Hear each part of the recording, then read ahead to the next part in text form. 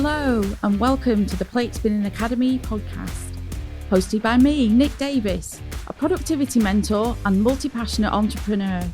I know what it feels like when you want to do all of the projects all at the same time, with never enough time and energy to do it all. I'm a passionate creative who's found my almost perfect blend of business and life that keeps my head motivated, my body energised and my heart happy. I'll be talking about all things to do with organisation, rotas, goal setting, systems and structures, and strategies for business and life together, all combined with a healthy dose of accountability and motivation to help you on your journey. It's time for you to find your tailored recipe for accomplishment and contentment.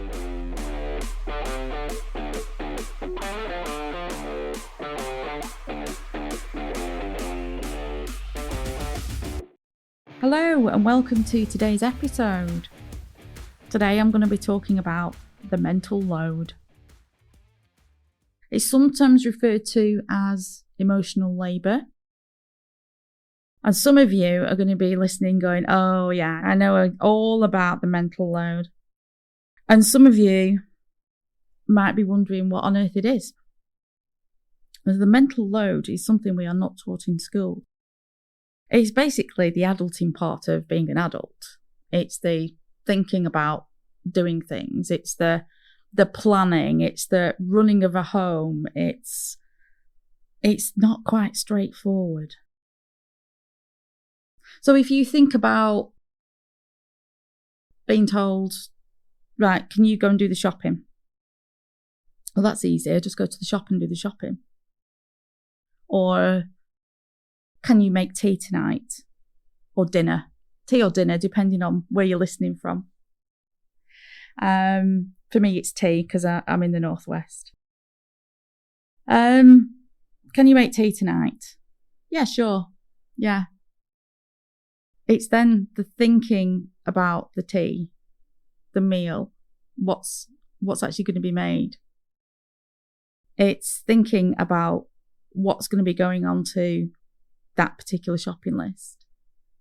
It's thinking about running the house. It's not waiting to for your visual cues to see that a job needs to be done. It's knowing that that job needs to be done before it needs to be done.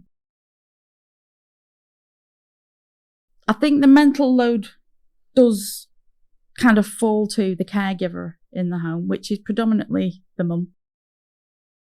Although it is not exclusive, of course.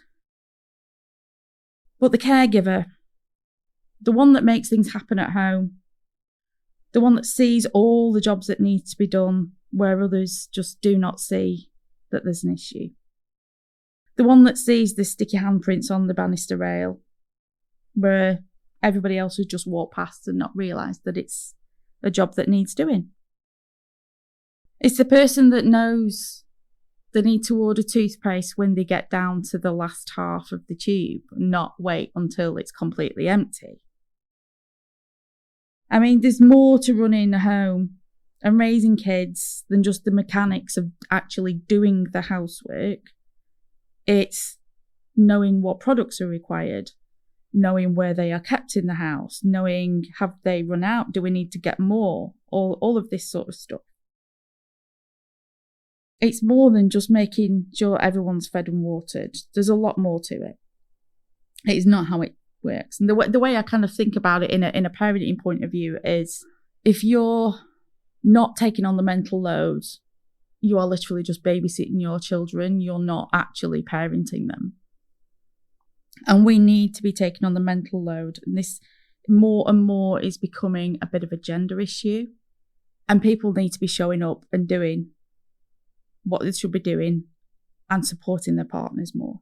So to put into context the mental load from kind of where I see it as, I'm kind of minding my own business. I'm running the home. I'm making sure the home's clean and tidy. I'm making sure meals are on the table every night. I'm also running 3 businesses at this moment in time.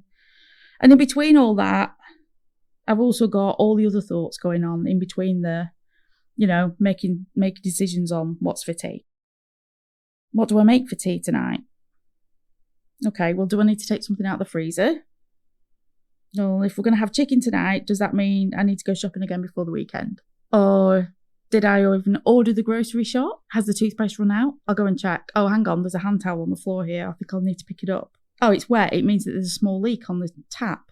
I'm not sure a plumber's going to come out for such a small job, so can we do it ourselves? How much is it going to cost? Have we got the money for it? What about the money that we put to one side for the school shoes? Can we use that? Because we don't have a contingency. Oh, talking to school, is there a parents' evening coming up? I think there is. And then thinking about it, I'm looking out the window and thinking, actually, it looks like a nice day today. I need to get some washing done. But I think the weather forecast said it's going to rain later. So if I do put the washing out, is it going to get wet again? Am I going to have to wash it again? Talking about being wet, what about the towels in the cupboard? There's no towels in the airing cupboard. Why are they all in the wash? Why aren't people putting them in for the wash as soon as they're finished with? Oh, no. I've just remembered the youngest is at a birthday party tomorrow. Haven't got a gift. Haven't got a card. I'll put some money in the card. Yeah, I'll get a card from the shop and put some money in it, but then I'll probably get judged by the other parents for being lazy because I didn't get a gift and I've just put money in the card. It's a bit of a cop-out. I'm thinking about other parents. What did the PTFA ask for? Did they want chocolates or bottles for the raffle for the fair? I'll go and have a look. Oh, hang on a minute. What's in this fridge? Are these leftovers? How long have they been here? Are we going to eat them tonight? Shall I chance it? Have I even got time to make tea in between the football practice and taking them to scouts? Actually, thinking about it, those leftovers, I don't want people to get food poisoning. I can't remember how long they've been in the fridge for, so I'm just going to throw them away. But then I'm wasting yet more food. I can't remember if it's church parade this weekend or next. I was thinking about the kids again. The eldest walked out of school on their own today. They weren't walking out with their friends. I wonder if they've fallen out with them. Or are they being bullied? Are my children happy? Am I a good enough parent? What am I missing? Do you think that I should be doing more? Whew, there's a lot there, isn't there? And for me, that's what the mental load looks, feels and sounds like. And it's never ending. And I'm pretty sure some of you will resonate with that as well. You know, it kind of emphasizes as well around Christmas and birthdays. And there's always the one person in the house that ends up having to pick up the slack, do all the work again. Don't worry, I'll do it. Nobody else is bothered. That's going to cause an awful lot of stress. And it's going to cause a lot of relationship stress too. Throw a bit of perfectionism in there and you've got a pretty stressful blend. Do I have an answer to this? Well, we need to put our own boundaries in place. We need to be asking, why are we the ones that are always left to do it all? Why aren't other people in our lives showing up the way that we show up? But we're not responsible for everybody else's actions, so we can only be responsible for ourselves. It's even more important now when we discuss the mental load that we put our mental, physical and emotional health and well-being first before anything else. Forgiving ourselves for not having the capacity to do it all, because there is nobody on this earth can do it all.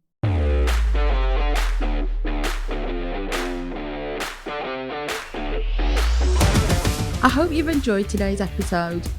Come and find me on socials. I've got a couple of free groups you can find on my profile that you are welcome to join. I'd love to hear more about what you'd like me to talk about on the podcast, and I would welcome your ideas for future episodes.